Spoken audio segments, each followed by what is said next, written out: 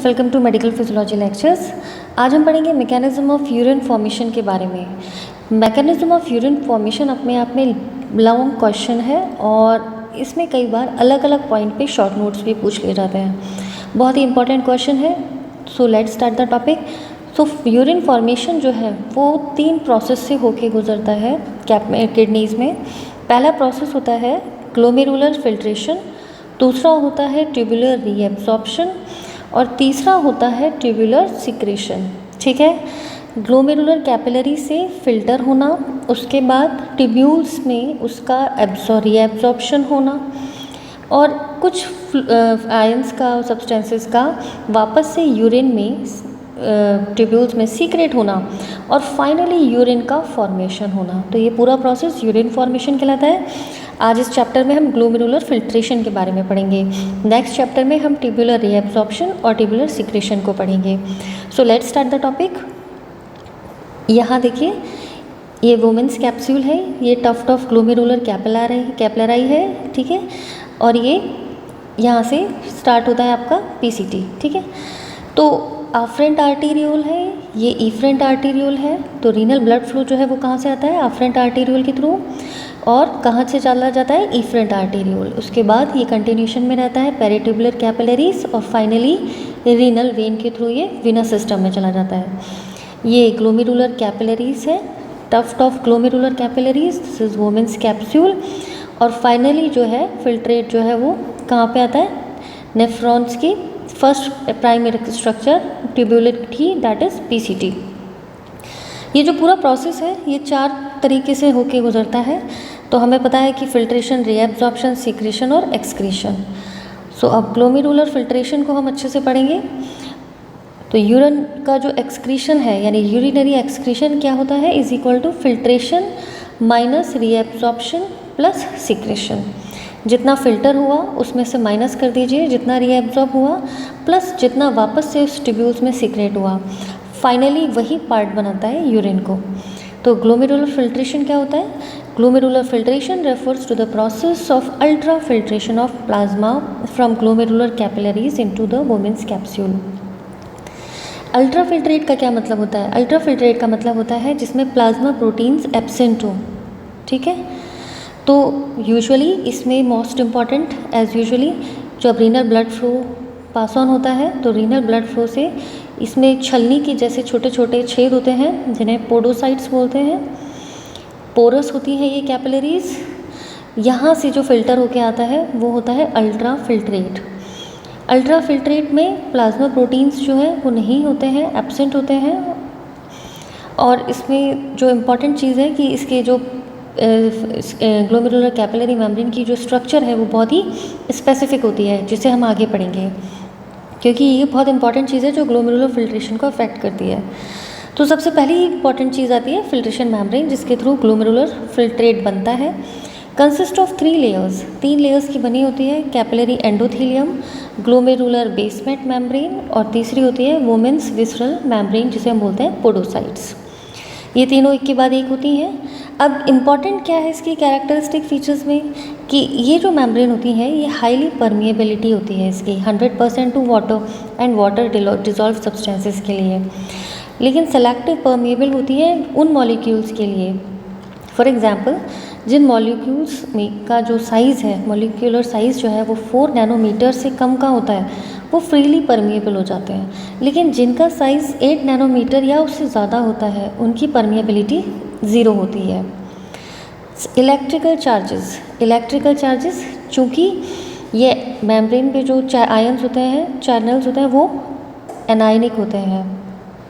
ठीक है, इसलिए increase permeability for neutral and cationic particles. तो कैटायनिक पार्टिकल्स और न्यूट्रल पार्टिकल्स बहुत इजीली जो है वो परमिएबल हो जाते हैं और यही कारण है कि एल्ब्यूमिन इज़ नेगेटिव चार्ज, इसलिए ये फिल्टर नहीं होता, जबकि इसका जो मॉलिक्यूलर साइज़ होता है वो 7 नैनोमीटर होता है, यानी 8 नैनोमीटर से छोटा होता है। पर चूँकि ये एक नेगेटिव आयन है इसीलिए ये फ्रीली फिल्टर नहीं हो पाता। दूसरा आता है इसमें इम्पॉर्टेंट कि composition of glomerular filtrate. Glomerular filtrate में क्या होता है? बिल्कुल जैसा कि प्लाज्मा में होता है वही सारी सब्सटेंसेस होते हैं, एक्सेप्ट एब्सेंस ऑफ प्रोटीन्स जिसे हम कोलॉइड्स भी बोलते हैं, और सेल्स। तो अल्ट्राफिल्ट्रेट का मतलब क्या हुआ? प्लाज्मा प्रोटीन्स जिसमें एब्सेंट है, और सेल्स मतलब WBC, RBC एंड प्लेटलेट्स, ये इसमें एब्सेंट होती हैं। यूजुअली जो है प्रोटीन्स इसमें यूरिन में प्रेजेंट नहीं होता, क्योंकि ये 100 और अगर इसकी मात्रा भी प्रेजेंट होती है तो 100 मिलीग्राम पर डेसीलीटर से ज़्यादा नहीं होती। लेकिन ये यूरिन ये प्रोटीन यूरिन में ग्लोमेरुलर कैपिलरी से छन के नहीं आता। ये फाइनली ये प्रोटीन यूरिन में मिलता कहाँ से है? जो ट्यूब्यूल्स में जो शेडेड सेल्स होती हैं, ट्यूबुलर सेल्स, उनकी वजह से यहाँ पे यूरिन में ये प्रेजेंट होता है। तो आई बात समझ में कि अल्ट्राफिल्ट्रेट के अंदर प्रोटीन्स नहीं है, लेकिन जो शेडेड सेल्स हैं ट्यूबुलर नेफ्रॉन की, उनके शट डाउन होने से जो प्रोटीन पार्ट बना वो यूरिन में प्रेजेंट होता है, और उसकी भी जो कॉन्सेंट्रेशन होती है वो 100 मिलीग्राम पर डेसीलीटर से ज़्यादा नहीं होती।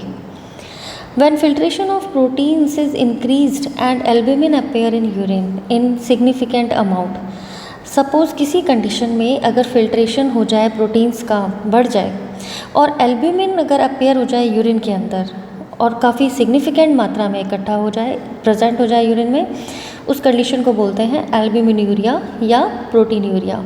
यानी एल्ब्यूमिन का यूरिन में प्रेजेंट होना या प्रोटीन का यूरिन में प्रेजेंट होना। तो यहाँ तक आई बात समझ में? Composition of glomerular filtrate.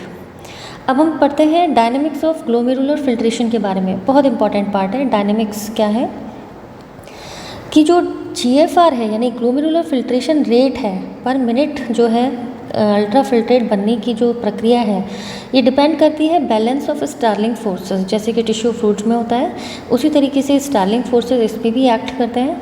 तो GFR basically determined by the sum of hydrostatic and colloid osmotic forces across the glomerular membrane which gives out net filtration pressure. तो यूजुअली GFR कैसे डिटरमाइन की जाती है? The sum of hydrostatic pressure and colloidal osmotic forces across the glomerular membrane. Glomerular membrane के दोनों तरफ hydrostatic और colloidal osmotic pressure के जो फोर्सेस होते हैं, इसकी वजह से जो नेट फिल्ट्रेशन प्रेशर बनता है उससे GFR डिटरमाइंड होती है। आगे हम आपको बताएंगे कैसे होता है। Glomerular capillary filtration coefficient KF। तो finally GFR is equal to KF into net filtration pressure. KF is the glomerular capillary filtration coefficient fine into net filtration pressure. This one is net filtration pressure. Net filtration pressure होता क्या है? Basically it represents the sum of hydrostatic and colloidal osmotic forces that either favour or oppose the filtration across the glomerular capillary. Net मतलब overall, और filtration मतलब वो force जो filtration में मदद कर रहे हैं। तो ये क्या रिप्रेजेंट करते हैं? हाइड्रोस्टैटिक प्रेशर और colloidal osmotic force either favour or oppose the filtration, जो कि ग्लोमेरुलर कैपिलरी के दोनों तरफ होता है। अब इस डायग्राम से हम बहुत अच्छे से समझ पाएंगे। देखिए, ये अफरेंट आर्टेरियोल है, ये इफ्रेंट आर्टेरियोल है, ये ग्लोमेरुलर कैपिलरी है, ये वुमेन्स कैप्सूल है। तो ग्लोमेरुलर हाइड्रोस्टैटिक प्रेशर जो है, तो ग्लोमेरुलर हाइड्रोस्टैटिक प्रेशर ये होता है 60 mmHg। This favours filtration. ये जो एरो है नीचे की तरफ जा रहा है, इसका मतलब this favours filtration. Glomerular colloid osmotic pressure ये 32 mmHg होता है। ये देखिए, ये एरो ऊपर की तरफ जा रहा है, यानी इट अपोज फिल्ट्रेशन। ठीक है। नेक्स्ट आता है Bowman's capsule pressure.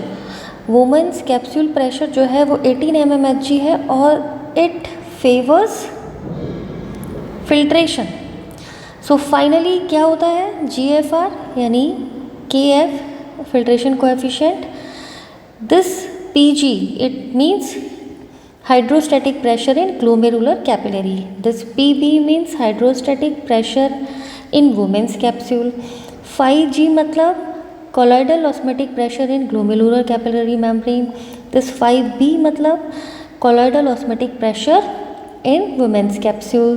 So overall GFR के लिए जो इक्वेशन आती है वो होती है ये, और अगर इसे हम वर्ड्स में लिखें तो इसका मतलब होता है net filtration pressure is equal to glomerular hydrostatic pressure जो कि 60 mmHg है, वुमेन्स कैप्सूल प्रेशर जो कि 18 mmHg है, माइनस ग्लोमेरुलर ऑन्कोटिक प्रेशर जो कि 32 mmHg है।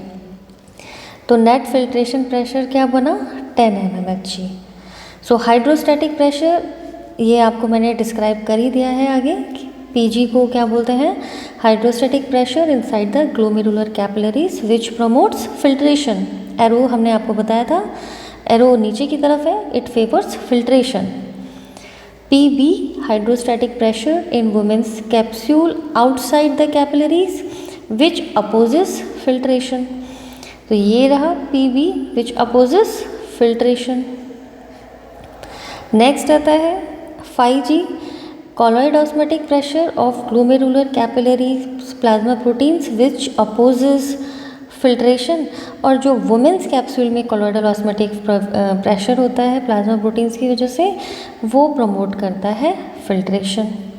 तो ये बहुत इंपॉर्टेंट MCQs बनते हैं, बहुत अच्छे से इसे याद कीजिएगा। सो ओवरऑल अगर हमें मालूम चले तो हम क्या बताएंगे कि फोर्स फेवर फिल्ट्रेशन। पहला है glomerular hydrostatic pressure 60 mmHg, Bowman's capsule colloidal osmotic pressure 0 mmHg। Force opposing filtration, जो फिल्ट्रेशन को अपोज कर रहे हैं वो कौन से हैं, Bowman's capsule hydrostatic pressure 18 mmHg और glomerular capillary colloidal osmotic pressure 32 mmHg। So overall net filtration pressure 60 minus 18 minus 32 is equal to plus 10 mmHg. Now the next fourth point is normal glomerular filtration rate. Normal glomerular filtration rate क्या होती है, GFR is equal to 12.5, ये coefficient है, 60 minus 18 minus 32 minus 0, so is equal to 125 ml per minute. Normal GFR average man में 125 ml per minute, 90 to 140 ml per minute average चला जाता है। Women में हमेशा 10% लोअर होती है देन मैन से। और GFR जो है एक दिन में as much as 180 litre per day होती है। इस 180 लीटर पर डे में से 99% जो है वो रीएब्जॉर्ब हो जाता है, केवल 1% या 1% से लेस ही यूरिन में एक्सक्रीट आउट होता है। और GFR जो है जैसे जैसे एज बढ़ती है उसके हिसाब से कम होती चली जाती है। ग्लोमेरुलर फिल्ट्रेशन में इफेक्ट करने वाला नेक्स्ट पॉइंट है फिल्ट्रेशन फ्रैक्शन। फिल्ट्रेशन फ्रैक्शन यानी फ्रैक्शन क्या है, कितने अमाउंट में फिल्ट्रेशन होना चाहिए, क्या उसका बेसिक होता है कि कौन सी मेन वजह होती है। तो जितना ब्लड आएगा यानी जितना रीनल प्लाज्मा फ्लो होगा उस पे डिपेंड करेगा। So filtration fraction is the ratio of GFR to the renal plasma flow. तो filtration fraction is equal to 125 ml per minute and renal plasma flow is 650 ml per minute. So filtration fraction is almost 0.2, या हम इसे बोल सकते हैं 20% the renal plasma flow is actually filtered per minute. 20% जो भी renal plasma flow आता है, रीनल ब्लड आता है, उसका 20% एक्चुअली जो पर मिनट फ़िल्टर होता है वो होता है उसका फिल्ट्रेशन फ्रैक्शन। ध्यान रखिएगा, MCQ क्वेश्चन में पूछा जाता है। मेजरमेंट की बात करते हैं। सो रीनल क्लियरेंस पे हम एक नया चैप्टर लेंगे, आप बाद में इसे बहुत अच्छे से एलैबोरेटली पढ़ लेंगे। फिलहाल इतना देखिए कि renal clearance can be defined as the volume of plasma that is cleared of substance in 1 minute by excretion of substances urine. यानी यूरिन में उस सब्सटेंस का क्लियर होना वॉल्यूम ऑफ प्लाज्मा के मुताबिक। कैसे, इसको हम कैसे समझ सकते हैं कि जो भी हम सब्सटेंस यूज़ करते हैं to find out the measurement of the GFR। So इसके लिए भी हम कुछ बहुत पर्टिकुलर सब्सटेंसेस यूज़ करते हैं, जैसे कि इन्यूलिन यूज़ करते हैं या क्रिएटिनिन यूज़ करते हैं। The best is the inulin, ठीक है। सो 1 मिनट में एक्सक्रीट होने वाले यूरिन में उसकी मात्रा कितनी है, तो उसको हम इस फॉर्मूले से फाइंड आउट करते हैं। C ml per minute is equal to UV/P। तो C is the renal clearance of the substance, उस सब्सटेंस का रीनल क्लियरेंस। U यूरिन में कंसंट्रेशन उस सब्सटेंस की। V rate of urine flow, and P plasma concentration of substance की। Suppose plasma concentration किसी की 10 mg दी गई और यूरिन में वो 10 mg ही प्रेजेंट हुआ, ना सीक्रेट हुआ, ना रीएब्सॉर्ब हुआ, ना कहीं यूटिलाइज हुआ, तो यूरिन में एज इट इज़ पूरी की पूरी मात्रा में वो प्रेजेंट हो गया, तो उसकी जो वो एक्चुअल सब्सटेंस की जो कंसंट्रेशन है वो आइडेंटिफाई करती है रीनल मेजरमेंट ऑफ GFR कि किस रेट से वो जो है वो फिल्टर आउट हो रहा है। ठीक है, so glomerular filtration rate can be measured by the renal clearance of inulin, urea and creatinine. So I hope कि ग्लोमेरुलर फिल्ट्रेशन का, यूरिन फॉर्मेशन का ये पार्ट जिसे हम ग्लोमेरुलर फिल्ट्रेशन बोलते हैं, अच्छे से आपको समझ में आया होगा। और अगर इस पर शॉर्ट नोट आए तो आप बहुत अच्छे से सारे पॉइंट्स के साथ इसे एक्सप्लेन कर पाएंगे, और यूरिन फॉर्मेशन पे फुल क्वेश्चन आए तो इसके बाद जो हम चैप्टर्स कंटिन्यू करेंगे उसको मिला के आप एक फुल क्वेश्चन अच्छे से अटैम्प्ट कर पाएंगे। सो अगर आपको चैप्टर पसंद आया, आप अच्छे से समझ में आया, so please like and subscribe my channel. इसी तरह के और फिजियोलॉजी के चैप्टर्स पढ़ने के लिए हमारे साथ जुड़े रहिए। मेरे नोट्स टेलीग्राम लिंक पे अवेलेबल हैं, आप ज्वाइन कर सकते हैं। Thank you, wish you all the best, good luck to you.